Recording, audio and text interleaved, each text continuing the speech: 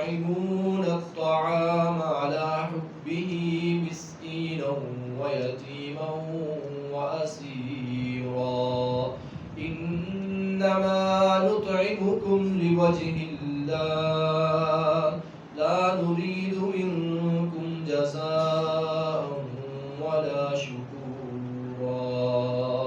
وقال النبي صلى الله عليه وسلم إن لله عز وجل خلقا خلقهم لحوائج الناس يفزع الناس إليهم في حوائجهم أولئك الآمنون من عذاب الله أو كما قال صلى الله عليه وسلم.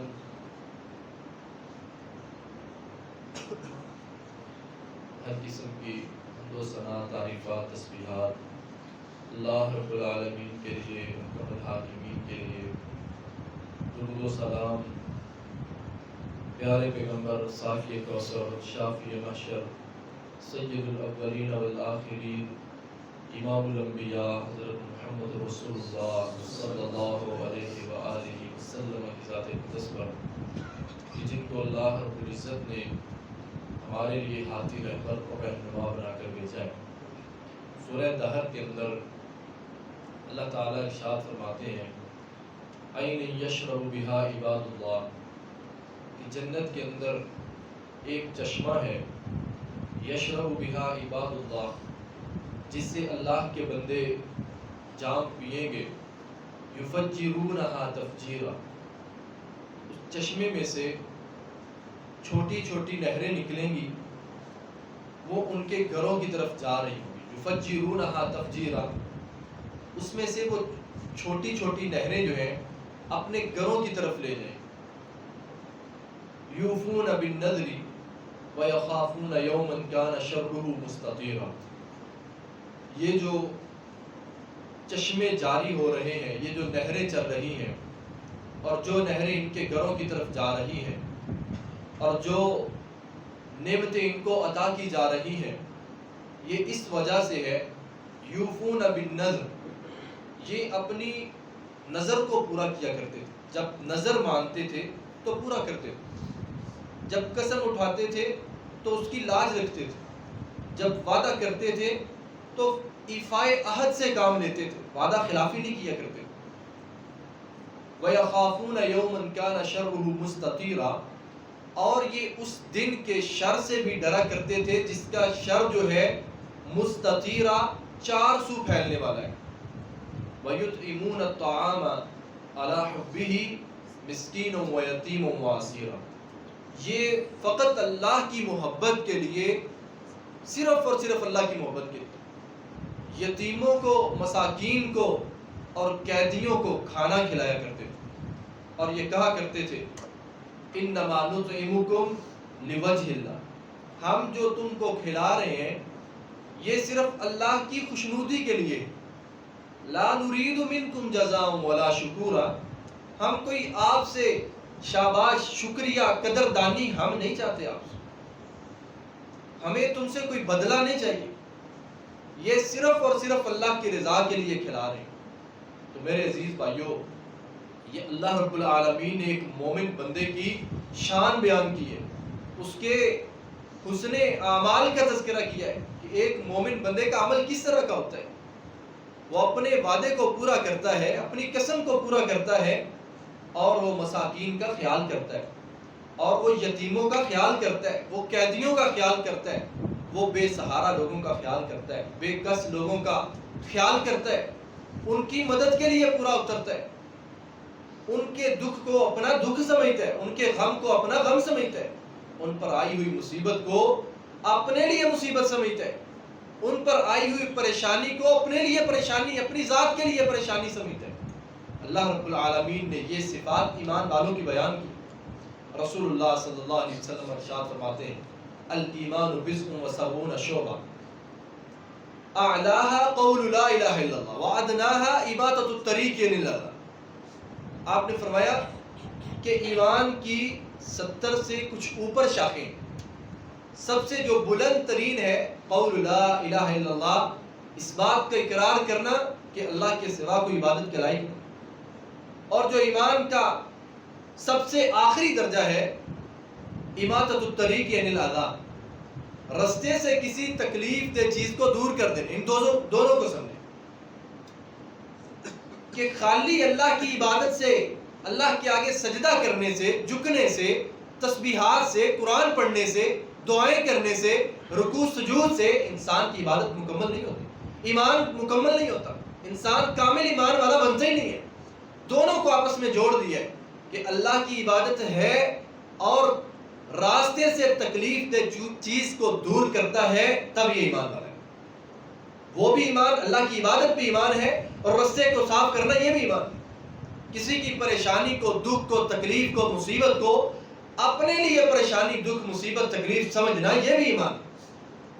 رسول اللہ صلی اللہ علیہ وآلہ وسلم نے ارشاد فرمایا المؤمن للمؤمن کالبنیان یشد بعضہ بعضا. آپ نے فرمایا مومن دوسرے مومن کے لیے ایک عمارت کی حیثیت رکھتے ہیں، ایک عمارت کی حیثیت رکھتے ہیں. ایک اینٹ دوسری اینٹ کو مضبوط کرتی ہے، ایک بلاک دوسرے بلاک کو مضبوط کرتا ہے. میرے محترم بھائیوں، یہ جو عمارت ہے اگر یہ گر رہی ہے، جس کی عمارت گر رہی ہو کیا وہ دیکھ سکتے ہیں؟ جس کے گھر کی دیوار گر رہی ہو، جس کی چھت گر رہی ہو، کیا وہ دیکھ سکتے ہیں؟ کیا وہ صبر کر سکتے ہیں؟ وہ آرام سے بیٹھ سکتے ہیں؟ جس کی چار دیواری گر رہی ہے وہ کیسے آرام سے بیٹھ سکتے ہیں؟ جس کے گھر کی چار دیواری گر رہی ہے اس کو آرام کیسے آئے گا؟ یہ مثال دی ہے، کہا اگر ایک مومن تکلیف کے اندر ہے دوسرا برداشت کیسے کر سکتے ہیں؟ اس کا گھر تباہ ہو گیا ہے، اس کو کیسے برداشت ہو سکتے ہیں؟ اس کا مال لٹ گیا ہے، ہر چیز تباہ ہو گئی ہے، اس کی جانیں چلی گئی ہیں، اس کے رشتہ دار فوت ہو گئے، اس کے بچے اس کی آنکھوں کے سامنے تڑپتے ہوئے ڈوب گئے، یہ کیسے برداشت کر سکتے ہیں؟ یہ رسول اللہ صلی اللہ علیہ وسلم نے مثال دی ہے یشد بعضہ بعضا. اگر ایک شخص کی عمارت گر رہی ہے، اس کو اپنی پڑی ہوئی ہے، دوسرے کو فکر نہیں ہے، فرمایا یہ مومن نہیں.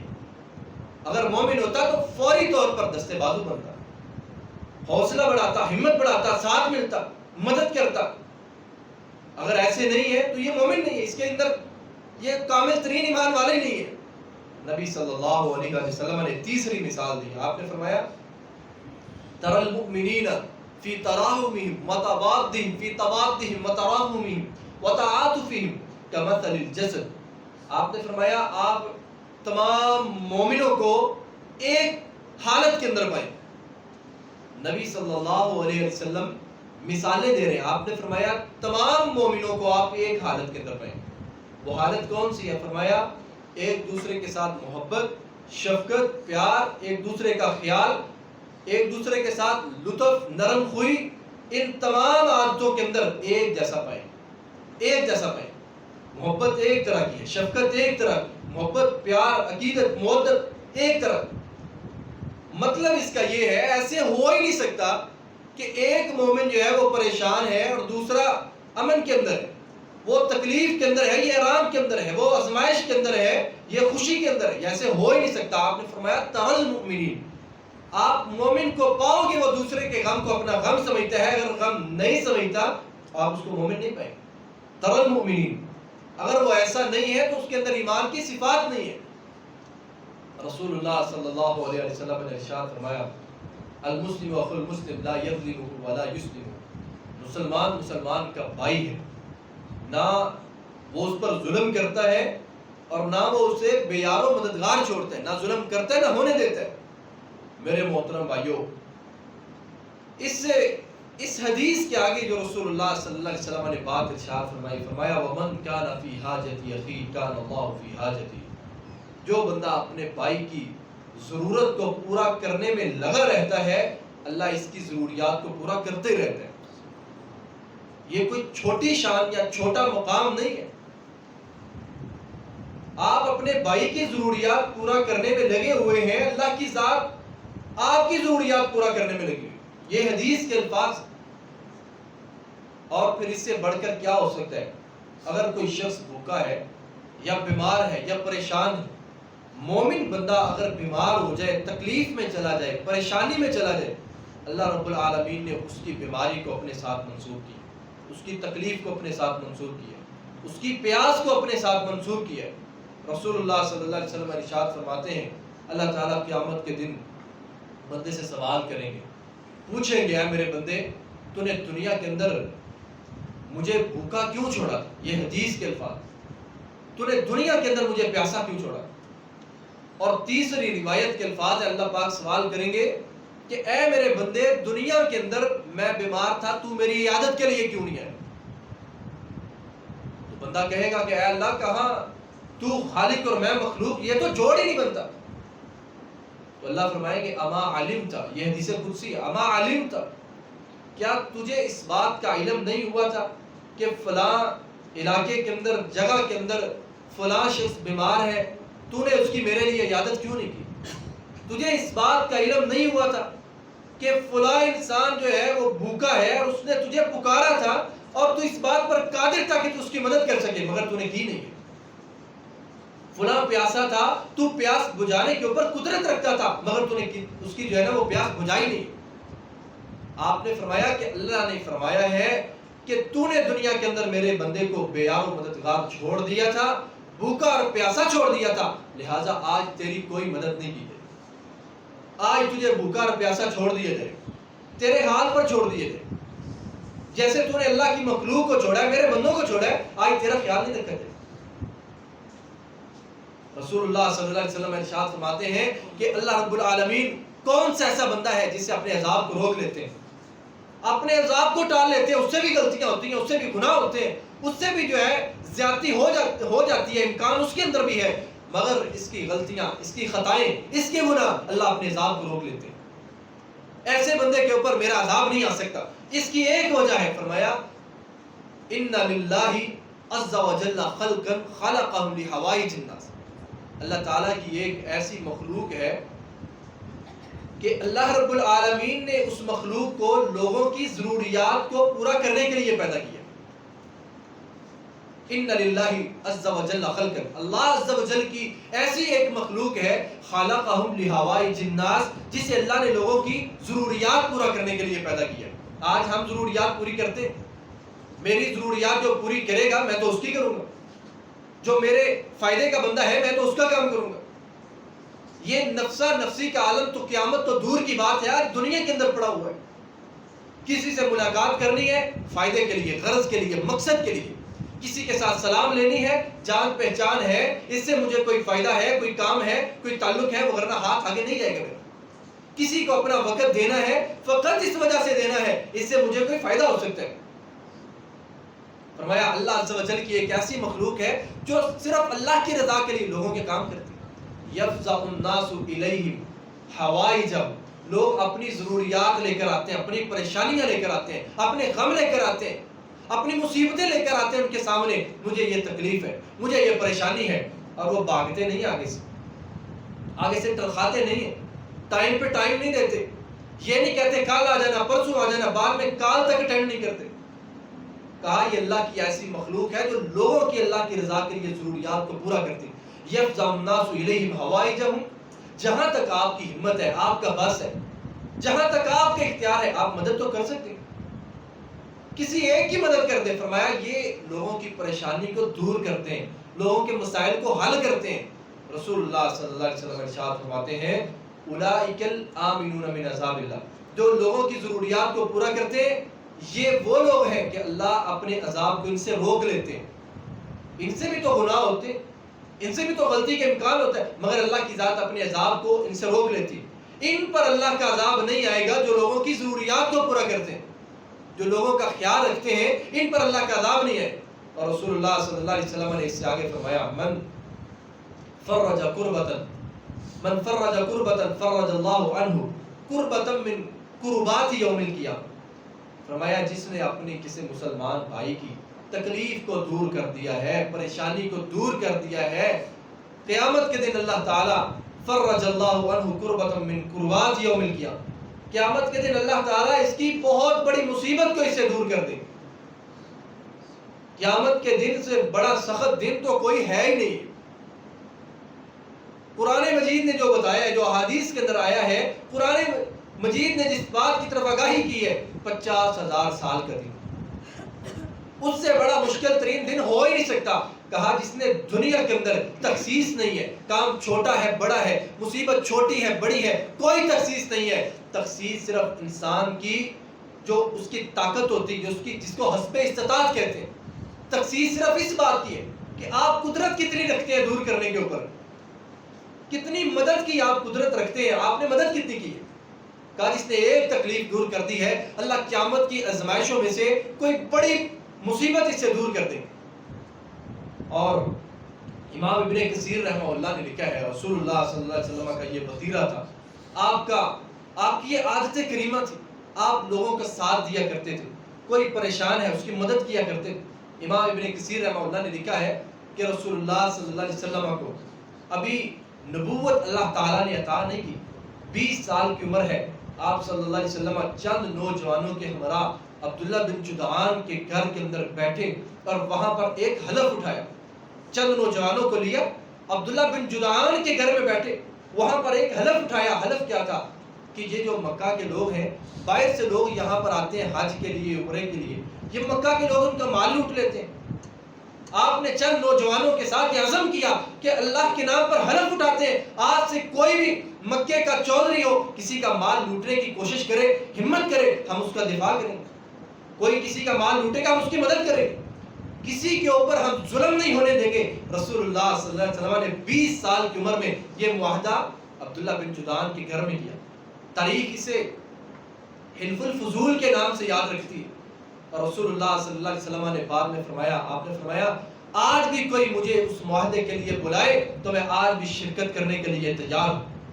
وہ جو 20 سال کی عمر میں کیا تھا، اب تو 60 سال، اب تو 61 سال ہے، 62 سال ہے، 63 سال، وہ جب معاہدہ کیا تھا کوئی آج بھی بلائے گا میں آج بھی اس کے اندر شرکت کرنے کے لیے تیار ہوں۔ اللہ رب العالمین نے قرآن مجید کے اندر فرمایا وَيُؤْثِرُونَ عَلَىٰ أَنفُسِهِمْ وَلَوْ كَانَ بِهِمْ خَصَاصَةٌ، اپنی جانوں کے اوپر وہ صحابہ کرام جو تھے وہ لوگوں کو ترجیح دے دیا کرتے تھے۔ میرے محترم بھائیوں، اپنی جان کے اوپر کسی کو ترجیح دینا بڑی مشکل بات ہوتی ہے۔ انسان کا سب سے کڑا امتحان تب ہوتا ہے جب اپنی جان کے اوپر انسان کسی کو اہمیت دیتا ہے۔ اور یہ آیت کب نازل ہوئی؟ جب صحابی نے رات کو چراغ بند کر دیا تھا مہمان کو کھانا کھلاتے ہوئے۔ آج کوئی اس طرح کی قربانی دے سکتے ہیں؟ گھر کے اندر صرف 2-3 روٹیاں ہوں اور وہ بھی بچے بھوک سے نڈال ہو، بچوں کے کھانے کے لیے بھی کچھ نہ ہو، صرف 2-3 روٹیاں گھر کے اندر موجود ہوں، تھوڑا سا سالن ہو، بچے بھی بھوک سے اور گھر والے بھی بھوک سے، انسان خود بھی بھوک سے، اور کوئی مہمان آ جائے، وہ جو گھر کے اندر پڑا ہوا ہے سارا اس کے سامنے رکھ دیا جائے، آج کوئی اتنی قربانی دے سکتا ہے؟ اللہ پاک نے فرمایا وَيُؤْثِرُونَ عَلَىٰ أَنفُسِهِمْ، اپنی جانوں کے اوپر وہ دوسروں کو ترجیح دے دیتے ہیں۔ وَلَوْ كَانَ بِهِمْ خَصَاصَةٌ، ان کو بھی پتا تھا رات مشکل سے کٹے گی، بچے بھی ہیں، بیوی بھی ہے، میں خود ہوں، سارا دن کام کاج کیا ہے، سارا دن جو ہے دن کی تھکاوٹ بھی ہے، تھکن بھی ہے، بھوک بھی ہے، پیاس بھی ہے، اگر یہ تھوڑا سا کھانا مہمان کو دے دیا ہم کیا کہیں، ہم کدھر جائیں؟ وَلَوْ كَانَ بِهِمْ خَصَاصَةٌ، فرمایا وَمَن يُوقَ شُحَّ نَفْسِهِ فَأُولَٰئِكَ هُمُ الْمُفْلِحُونَ، جو اپنے نفس کی بخیلی سے بچا لیا گیا یہی بندہ کامیاب ہے۔ ایسے لوگوں کو اللہ تعالیٰ نے کامیاب قرار دیا ہے۔ رسول اللہ صلی اللہ علیہ وسلم نے یہ صحابہ کرام کی تربیت کی تھی۔ وہ صحابہ کرام جب مدینہ کے اندر چند فقراء آئے تھے اور عید الاضحیٰ کا موقع ہے، مدینہ کے اندر چند فقراء آئے ہیں، رسول اللہ صلی اللہ علیہ وسلم نے ایک اعلان فرما دیا، فرمایا عید کے اوپر جس نے بھی جانور ذبح کیا ہے اس کا جو گوشت ہے اپنے گھر کے اندر 3 دن سے زیادہ نہیں رکھ سکتے، منع کر دیا۔ کسی نے ایک، عرب کے اندر تو رواج اونٹوں کا، کسی گھر میں 1 اونٹ، کسی میں 2، کسی میں 3، حسب استطاعت ہے، کوئی 5 کر رہا ہے، کوئی 10 کر رہا ہے، مگر نبی علیہ السلام نے منع کر دیا۔ کیوں؟ چند فقراء مدینہ کے اندر آئے تھے، آپ نے ان کا خیال کرتے ہوئے صحابہ کرام کو منع کر دیا، اعلان کر دیا خبردار کوئی صحابی اپنے گھر کے اندر گوشت کو 3 دن سے زیادہ نہیں رکھ سکتا، 3 دن تک رکھ لو جتنا کھانا ہے، اس کے علاوہ جتنا بچتا ہے سارے کا سارا صدقہ کر دو۔ میرے محترم بھائیوں، آج دیکھیں پاکستان کے کتنے علاقوں کے اندر سیلاب آیا ہوا ہے، بلوچستان ہے، راجن پور ہے، تونسا ہے، ہر جگہ سندھ کتنے شہر جو ہے وہ پانی کے اندر ڈوب گئے. لوگوں کے پاس کھانے کے لیے نہیں, پینے کے لیے نہیں, پہننے کے لیے نہیں, پکانے کے لیے نہیں ہے. اور یہاں تک کچھ بھائی بیان کرتے ہیں کہ وہ لوگ اتنا پریشان ہیں, کہتے ہیں جو لوگ فوت ہو چکے ہیں ان کو ہم دفن کدھر کریں, اتنی بے سر و سامانی ہوئی پڑی. مگر میرے محترم بھائیوں, آج اس عذاب کا یا اس اذیت کا یا اس آزمائش کا, اس تکلیف کا ہمارے ضمیر کے اوپر کیا اثر ہوتا ہے؟ نبی علیہ السلام نے کیا فرمایا؟ 3 دن سے زیادہ کوئی ذخیرہ نہ کرے. ہم بھی تو لوگ ہیں, ہمارے گھروں کے اندر سال سال کا راشن, اور کچھ ایسے لوگ ہیں ماشاءاللہ ان کے جو اکاؤنٹس بنے ہوئے کئی سالوں کا راشن ہے, بینک میں اکاؤنٹ بنے ہوئے کتنے سالوں کا راشن ہے. کیا 2 3 4 سال کا راشن ہم تقسیم نہیں کر سکتے؟ کیا ہماری اتنی استطاعت گر چکی ہے 10 کروڑ میرے پاس ہے, 10 لاکھ میں صدقہ کر دوں, یہ صدقہ ہوتا ہے؟ ادھر تو نبی علیہ السلام نے فرمایا 3 دن سے زیادہ کوئی صحابی ذخیرہ نہ کرے.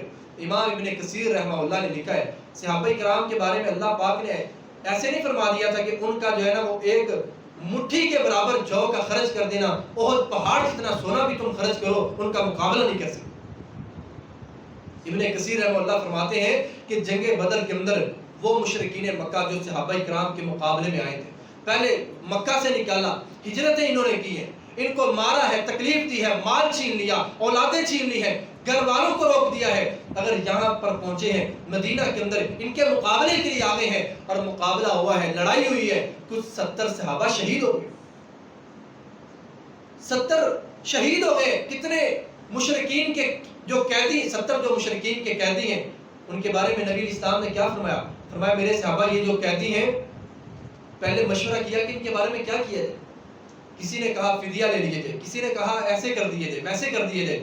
عمر رضی اللہ تعالیٰ نے کیا کہا تھا؟ اللہ کے نبی جس کا رشتہ دار ہے اس کو دو, اس کو قتل کر دے, جس کا رشتہ دار ہے اس کے حوالے کرو, اسے قتل کر دے. آپ نے فدیہ لینے پر جو ہے نا وہ اکتفا کیا, تو اللہ رب العالمین نے اپنے عذاب کو نازل, اللہ تعالیٰ اپنے عذاب کو نازل کرنے والے تھے. نبی علیہ السلام نے کیا فرمایا کہ جہاں پر میں نے اللہ کے عذاب کو ٹلتے ہوئے دیکھا, یعنی ان قریب تھا کہ اللہ کا عذاب آ جاتا. جو عمر نے فیصلہ زمین پر کیا ہے, آسمان پر اللہ کو یہی فیصلہ پسند آیا ہے, یہی فیصلہ پسند آیا ہے کہ جس کا جو رشتہ دار ہے اس کو پکڑا دیا جائے اور وہ اسے قتل کر دے. اتنے جو سخت جان کے دشمن تھے, جب وہ قیدی بنے تو نبی علیہ السلام نے فرمایا میرے صحابہ ان کے ساتھ احسان کرنا ہے, اچھا سلوک کرنا ہے. امام ابن کثیر رحمہ اللہ کہتے ہیں کہ صحابہ کرام نے اپنی جانوں سے بڑھ کر ان قیدیوں کا خیال کیا تھا, ان کی ضروریات کو پورا کیا. یہ تو کہتی ہیں رسول اللہ صلی اللہ علیہ وسلم نے ارشاد فرمایا احب الناس, اللہ کے نزدیک لوگوں میں سے سب سے زیادہ پسندیدہ کون ہے, سب سے زیادہ پیارا کون ہے, سب سے زیادہ محبوب کون ہے؟ انفعهم للناس, جس سے کسی کو فائدہ ہوتا ہے, جس سے کسی کو فائدہ پہنچتا ہے. جس سے کسی کو فائدہ ہی نہ پہنچے یہ اللہ کے ہاں محبوب نہیں ہے, یہ اللہ کا پیارا ہی نہیں ہے. ابو برزہ رضی اللہ تعالیٰ عنہ کہتے ہیں, صحیح مسلم کی یہ حدیث ہے, ابو برزہ کہتے ہیں میں نے کہا اے اللہ کے نبی آپ مجھے ایسی بات سکھا دیں جو مجھے نفع دے, ایسی بات سکھا دیں جس سے میں فائدہ حاصل کر سکوں, جس سے میں نفع حاصل کر سکوں. رسول اللہ صلی اللہ علیہ وسلم نے ارشاد فرمایا اے ابو برزہ تجھے وہ بات سکھلاتا ہوں جو تجھے فائدہ دے گی, جو تجھے نفع دے گی, نقصان سے بچائے گی. فرمایا اے ابو برزہ مسلمانوں کے راستے کے اندر آنے والی تکالیف کو دور کر دیا کرو. صرف ایک چھوٹی سی نصیحت کی, اے ابو برزہ مسلمانوں کے راستے کے اندر آنے والی تکالیف کو دور کر دیا کرو, یہ تمہارے فائدے کے لیے کافی ہے, یہ تمہاری نجات کے لیے کافی ہے. رسول اللہ صلی اللہ علیہ وسلم ارشاد فرماتے ہیں, ابو ہریرہ رضی اللہ عنہ کہتے ہیں کچھ لوگ بیٹھے ہوئے تھے, نبی صلی اللہ علیہ وسلم تشریف لائے, آپ نے فرمایا الا اخبرکم بخیارکم من شرکم, آپ نے فرمایا کیا میں تمہیں خبردار نہ کروں کہ تمہارے اچھے لوگ کون ہیں برے لوگوں میں سے. فرمایا میں کیا علیحدہ نہ کر دوں کہ سب سے زیادہ اچھا انسان کون ہے. فقال ذلك 3 مرات فسكتوا, صحابہ کرام خاموش رہے. آپ نے یہی بات 3 مرتبہ ارشاد فرمائی. فقال رجل یا رسول اللہ اخبرنا, جب آپ نے 3 مرتبہ کہا تو ایک شخص کہنے لگا, ایک صحابی کہنے لگے اللہ کے نبی آپ ہمیں خبردار کر دیجئے, آپ ہمیں بتا دیجئے کہ ہم میں سے بہترین کون ہے اور ہم میں سے بدترین کون ہے. آپ نے فرمایا خیرکم من یرجى خیرہ, وَيُؤْمَنُ شَرُّهُ، فرمایا تم میں سے بہترین انسان وہ انسان ہے کہ جس سے خیر کی امید رکھی جاتی ہے اور اس کے شر سے امن میں رہا جاتا ہے۔ آج ہم میں سے کتنے جن سے خیر کی امید رکھی جاتی ہے؟ میرے محترم بھائیوں، آج کتنے ہیں جن سے خیر کی امید رکھی جاتی ہے؟ وَشَرُّكُمْ مَن لَا يُرْجَى خَيْرُهُ، وَشَرُّكُمْ مَن لَا يُرْجَى خَيْرُهُ۔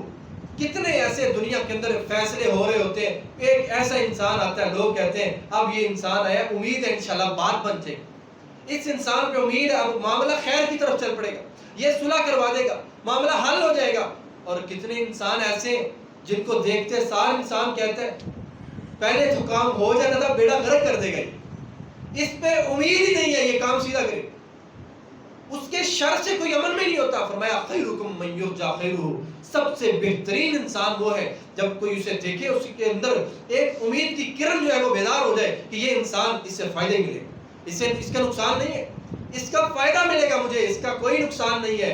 فرمایا وشرکم من لا یرجی خیرہ، تم میں سے بدترین انسان وہ انسان ہے جس کا کسی کو کوئی فائدہ ہی نہیں ہے، بلکہ الٹا اس کے شر سے کوئی محفوظ ہی نہیں ہے، اس کی زبان سے کوئی محفوظ نہیں ہے، اس کے ہاتھوں سے محفوظ نہیں ہے، اس کی نگاہوں سے محفوظ نہیں ہے، اس کے تصورات سے محفوظ نہیں ہے، اس کے فیصلوں سے محفوظ نہیں ہے۔ تو میرے محترم بھائیوں، ہمیں بھی اپنے آپ کو بدلنا چاہیے، ہمیں بھی اپنی زندگی کو ایسا بنانا چاہیے ہم کسی مسلمان کے کام آ سکیں، ہم کسی بھائی کی مدد کر سکیں، کسی کا سہارا بن سکیں، کسی کو اچھا مشورہ دے سکیں۔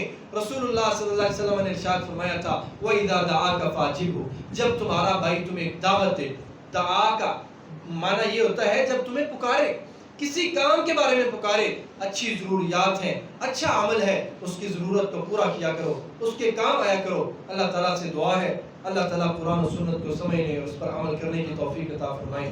وآخر دعوانا الحمدللہ۔